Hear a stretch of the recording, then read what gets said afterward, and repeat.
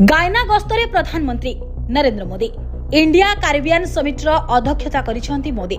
प्रधानमंत्री नरेंद्र मोदी 56 वर्ष मध्य प्रथम थर पई भारतीय प्रधानमंत्री भावे गायना गस्त करी इतिहास रचना करिसेंती।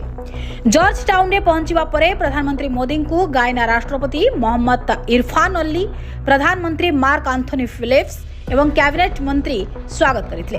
एही गस्त समय प्रधानमंत्री मोदी द्वितीय भारत कैरिबियन शिखर सम्मेलन में जोग देथिले एवं 15 जणिया कैरिबियन कम्युनिटी नेता भेटिथिले। मोदी प्रधानमंत्री नरेंद्र मोदी एवं गायनार राजधानी जॉर्ज टाउन रे प्रतिनिधि स्तरीय आलोचना करिसेंती। बैठक रे प्रधानमंत्री मोदी कहिसेंती, आमे सहयोग को सुदृढ़ करिबा पई अनेक नुआ क्षेत्र चिन्हट करिछु।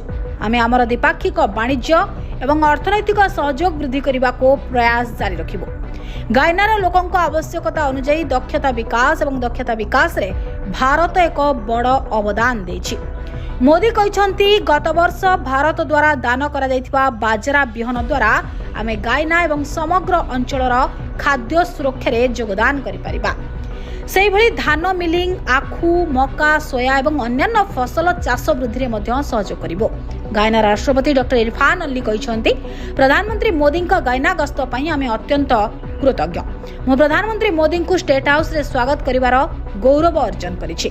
आमर आलोचना केवल फलप्रद होई नथिला बरं द्विपाक्षिक संपर्क को सुदृढ़ करिबा एवं आंचलिक और विश्वस्तरीय चिंता गुड़िकर सहयोगी भाव में समाधान करिबा पई आमर अंशीदार प्रतिबद्धता को मध्य दृढ़ करिथिला।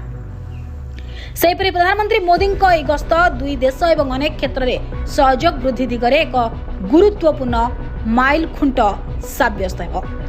हाइड्रोकार्बन, स्वास्थ्य, कृषि एवं प्रजुक्ति हस्तांतर भली गुरुत्वपूर्ण क्षेत्र में अनेक प्रमुख राजीनामा स्वाक्षर करिछु बोली गायना राष्ट्रपति कहिसेंती। Bureau report, Metro TV Odisha.